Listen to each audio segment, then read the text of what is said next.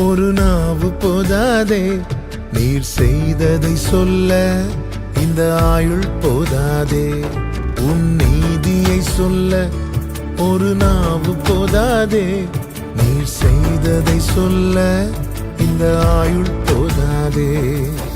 இன்று என்னை காண்பதெல்லாம் உம்மால் தானே வந்தது. இயேசு கிறிஸ்துவின் இனிய நாமத்தினாலே உங்களுக்கு அன்பின் வாழ்த்துக்கள். இந்த நல்ல நாளை காண செய்த தேவனுக்கு ஸ்தோத்திரம். கடந்த நாள் முழுவதும் நம்மை கிருபையாய் காத்தார். கர்த்தர் நல்லவர். இந்த நாள் உங்களை ஆசீர்வதித்து பாதுகாத்து நடத்துவாராக. லூக்கா சுவிசேஷம் 5வது அதிகாரம் 3வது வசனம்.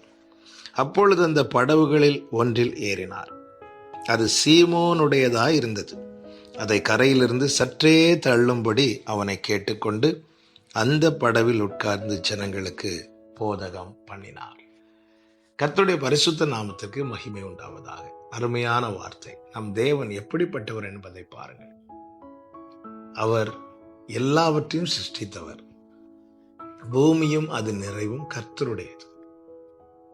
அவரால் எல்லாவற்றையும் எப்படி வேண்டுமானாலும் மாற்ற முடியும். எல்லா அதிகாரங்களும் அவருக்கு கீழ்பட்டிருக்கிறது. அப்படி இருந்தும் சீமோனுடைய படகுல அவர் ஏறி அமர சீமோனை கேட்டு கொண்டதை இந்த வேத வாக்கியம் நமக்கு காண்பிக்கிறது. அவர் அந்த படவுகளில் ஒன்றில் ஏறினார். அது சீமோனுடையதா இருந்தது. அதை கரையிலிருந்து சற்றே தள்ளும்படி கேட்டுக்கொண்டு அந்த படவில் உட்கார்ந்து கேட்டுக்கொண்டு உட்காருகிறார். கேட்டுக்கொண்டு உட்காருகிறார் என்றால் அவனை கேட்கும் போது அவன் எஸ் என்றான். அவர் உட்காருகிறார். காரணம் அது சீமோனுடையதா இருந்தது. நான் தான் சர்வ வல்லமையுள்ள தேவன், உன்கிட்ட நான் எதுக்கு கேட்கணும் அப்படி சொல்லவில்லை, அப்படி கேட்கவில்லை. ஆனால் அவர் அவனை கேட்கிறார். அவன் எஸ் என்று சொல்லுகிற அந்த ஒரு சம்மதத்தை தெரிவித்ததுனால அவர் உட்காருகிறார். இந்த நாளிலே கர்த்தர் நம்ம இடத்துல கேட்கிறார், நம்முடைய வாழ்க்கை படகுல அமர்ந்து நம்மை ஆளுகை செய்யும்படியாக. இதோ வாசல் அருகே நின்று நான் கதவை தட்டுகிறேன். ஒருவன் என் சத்தத்தை கேட்டு கதவை திறந்தான், நான் அவனிடத்தில் பிரவேசித்து அவனோட போஜனம் பண்ணுவேன். நல்ல ஐக்கியம் கொள்ளும்படியாக, ஆளுகை செய்யும்படியாக, ஐக்கியம் கொள்ளும்படியாக, நம்முடைய வாழ்க்கை மாற்றும்படியாக நம்மிடத்துல கேட்கிறான். நம்முடைய பதில் என்ன? வெறுமையான சீமோன் படகை கண்டு அவனிடத்துல கேட்கும் போது அவன் இடம் கொடுக்கிறான், அவர் உட்காருகிறார். நம்முடைய வாழ்க்கை படகுல நாம் இடம் கொடுக்கிறோமா இயேசுவுக்கு? எப்படிப்பட்ட இடம் கொடுக்கிறான்னு பார்த்தீர்களா?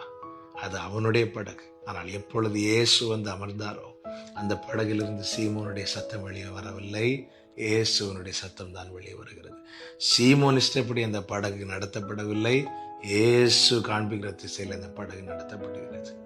வலை போடுகிறதும் அவருடைய வார்த்தையின்படி, எல்லாமே இனி அவருடைய சித்தப்படி, அவருடைய வார்த்தையின்படி. இதற்கு அர்ப்பணிக்கிறவர்கள் மாத்திரமே அவர் கேட்கும்போது எஸ் லார்ட் என்று விட்டு கொடுப்பார்கள். இந்த விட்டு கொடுக்கிற மனநிலைமை நமக்கு இருக்கிறதா இயேசுவுக்கு? அல்லது ஆண்டவர் இன்னைக்கு வாங்க, ஆனால் நான் தான் என் இஷ்டப்படி தான் என் வாழ்க்கை படகை நடத்துவேன் என்கிற நிலையில் இருக்கிறோமா?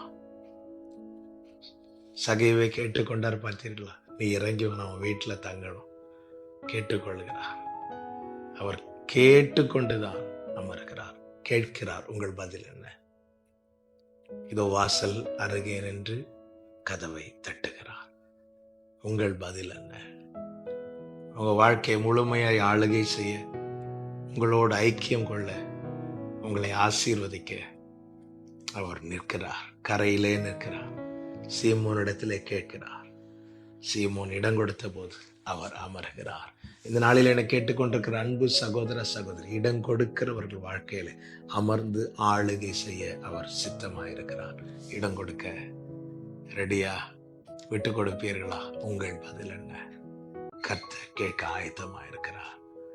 இந்த வார்த்தை கேட்கும் போதே சீமோன் பேதுரு மாதிரி என் வாழ்க்கை படகுல முழுவதுமா இடம் கொடுத்தது போல் அப்படியே விட்டு கொடுங்கள். உங்களை கர்த்தர் ஆளுகை செய்யட்டும். உங்கள் வெறுமையான வாழ்க்கை நிரம்பட்டும். கர்த்தர் உங்களை ஆசீர்வதிப்பாராக. நல்ல தகப்பனே, இரக்கமுள்ள பிதாவே, நாங்க எங்க வாழ்க்கையை நடத்தும் போது வெறுமைதான் ரிசல்ட்டுப்பா. ஆனால் நீர் எங்களை நடப்பிக்கும் நிறைவு தகப்பனே.